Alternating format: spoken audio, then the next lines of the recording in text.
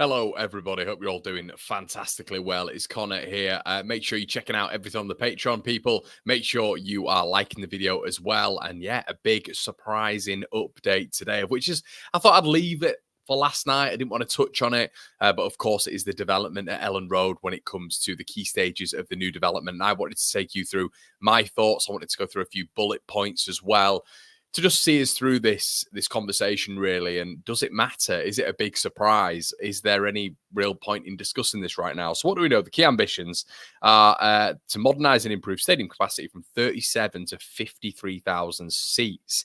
Significant increase to general admission seating, which would at present make Elland Road the 7th largest club stadium in the country. A core architectural design objective is to maintain and enhance the unique structure, which is good because obviously Elland Road is extremely unique in its build and its architectural design. And I think it emits a hell of a lot of noise as well. Phased approach to construction to minimize loss of seating capacity during the project. Good, a la Mr. Bates. Bring Elland Road in line with UEFA Category 4 status to be amongst the elite in European stadia. Expert team combined with global knowledge, blah, blah, blah, blah, blah. So yeah, 53,000, everybody. I mean, wow. Now, amazing. Sort of, I think the only thing that I would say when I was looking at this is there's no real timeline / time frame, whatever. There's no real blueprint. There's no images. There's no videos. Normally, when you get, my partner works in architectural design, and normally when it's further on, you will get a blueprint, let's say, and a blueprint and maybe a website dedicated to said project. And you can see all the designs, as I've said, the videography around it. People are extremely proud of it, and it's a project that's going on. So yeah, I mean, the good thing is the council are on board, which is massive. Leeds City Council haven't been on board previously when some owners have muted stadium development. And, even when it's been done before, and Angus has mentioned it, the Leeds City Council has not really been clarified before, which obviously they need the approval of. Now, it feels like they've spoken to a few developers. This is how I'm looking at it anyway. It feels like they've spoken to a few developers, the Leeds City Council. I was expecting to see some drawings or a timeline or something to do with this, but the overall plan, the overall perspective looks okay for it to change it from 37 to 53, but also it'll be interesting to see where we need to be.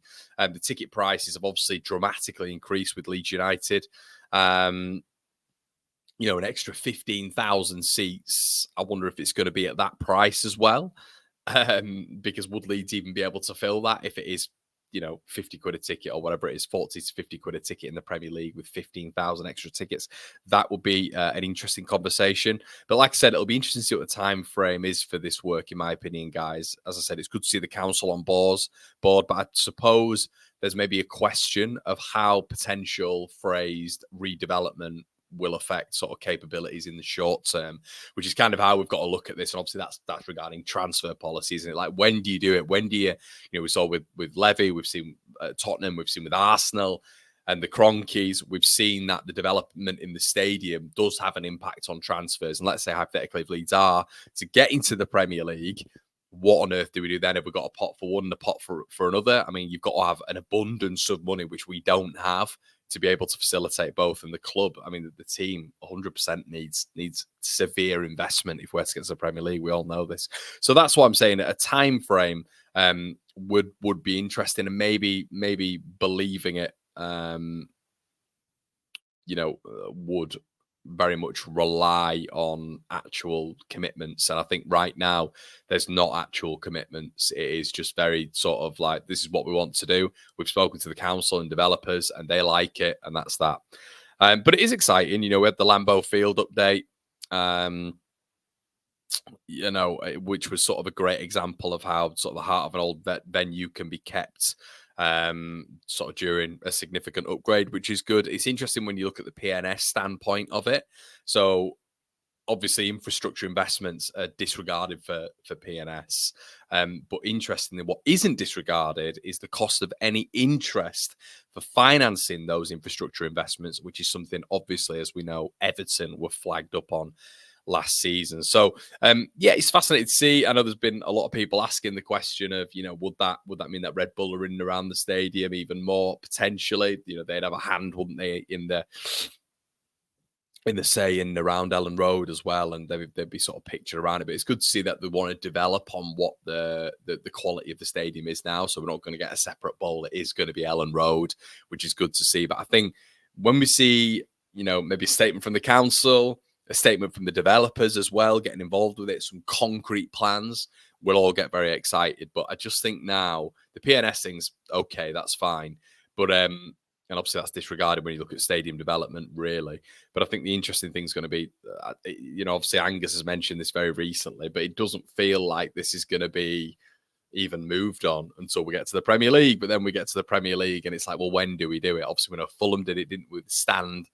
That was going on when they were still investing in players. But we know if you're doing a full stadium redevelopment, it's 100% going to impact your dealings. Of course it is. There's been a lot of mutings, a lot of discussion, I should say, about Joel Perreault recently, guys. I just wanted to give my 2 cents on this as well. A lot of discussion about how Joseph should come out and Perreault should come in as the number 9 role. I've seen people saying that Perreault pressed for the goal, which he scored, which Aronson obviously intercepted and played the ball to Perreault. I want to get your thoughts in the comment section below.